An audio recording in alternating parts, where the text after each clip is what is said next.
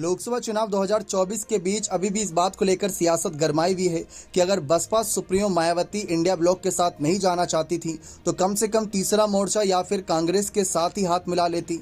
मायावती के जहन में भले ही साल 2009 साल 2004 वाले चुनावी नतीजे रहे हों कि तब जब अकेले लड़ा करती तब भी बीएसपी सीटें निकाला करती थी साल 2009 की तरह। ये बात हाल ही में सतीश चंद्र मिश्रा ने कही। लेकिन यह भी नहीं भूलना चाहिए कि मोदी लहर के आने के बाद से ही 2014 में हम सब ने देखा था बीएसपी को कितना बड़ा नुकसान झेलना पड़ा था। वोट परसेंटेज में बड़ा बदलाव नहीं हुआ था लेकिन सीटों के मामले में शून्य पर सिमट कर रह गई थी। यही बात विश्लेषक अब भी कह रहे हैं कि मायावती की इन्हीं बातों को लेकर आलोचना हो रही है कि अगर बीएसपी भले ही सपा के साथ नहीं जाना चाहती थी जो उत्तर प्रदेश में इस समय मुख्य विपक्षी पार्टी के रूप में है, और सपा के साथ कुछ नाराजगी रही हो, आरएलडी के साथ कुछ नाराजगी रही हो या विपक्षी क्षेत्र नेताओं के साथ नाराजगी रही हो, लेकिन कांग्रेस के साथ जा सकती थी क्योंकि कांग्रेस इस समय पूरी कोशिश कर रही है मैदान में फिर से वापसी आने की। और देखा जाए तो कांग्रेस की तरफ से ऑफर भी थे। एक समय ऐसा लग रहा था कि कांग्रेस सपा का साथ छोड़कर बसपा के साथ जा सकती है और यहां तक की खबरें थी कि कांग्रेस मायावती को ही पीएम फेस बना सकती है, यानी एक दलित चेहरे को आगे करती जिससे कि दलित वोटर जो भारत देश में पूरे उनको साधने की कोशिश रहती। उसके बाद पिछड़े वर्ग को भी साधा जा सकता था मायावती को आगे करके। ये बात मायावती भी भली भांति जानती हैं, इसीलिए वे लगातार आरोप लगाती रहीं कि कांग्रेस जब जब पिछड़ी तब तब इन्होंने पिछड़े दलित और अल्पसंख्यकों का ही सहारा लिया है। लेकिन मायावती ना तो कांग्रेस के साथ गई ना ही इंडिया ब्लॉक के साथ गई।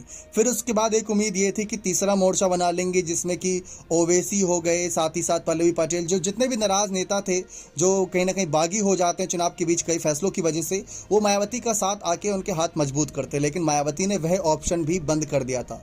बीच में ऐसी खबरें थी कि ओवैसी बीएसपी के साथ जाना चाहते हैं। मायावती को बार बार बड़ी नेता बता रहे थे, कह रहे थे कि उनको अगर मौका मिलेगा तो देश की तस्वीर बदल देंगी।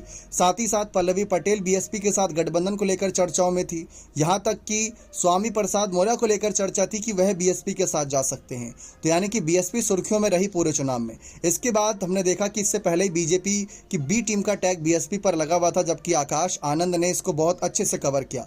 लेकिन आकाश आनंद को भी हटाकर मायावती ने कहीं ना कहीं एक मौका फिर से दे दिया विपक्ष को बयानबाजी करने का।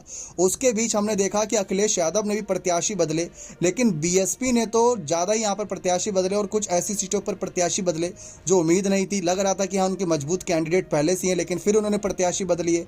जैसे कि मथुरा की सीट बात कर लें, मैनपुरी की बात कर लें, जौनपुर की बात कर लें, ऐसी कई सीटें सुर्खियों में रहीं। लेकिन क्या आपको लगता है कि मायावती गठबंधन ना करना, अकेले चुनाव मैदान में रहना, कांग्रेस के साथ भी ना जाना, क्या उनका फैसला सही है? ये 4 जून को पता चलेगा जब नतीजे देश की जनता के सामने होंगे। बने रहें चैनल के साथ। बहुत बहुत धन्यवाद।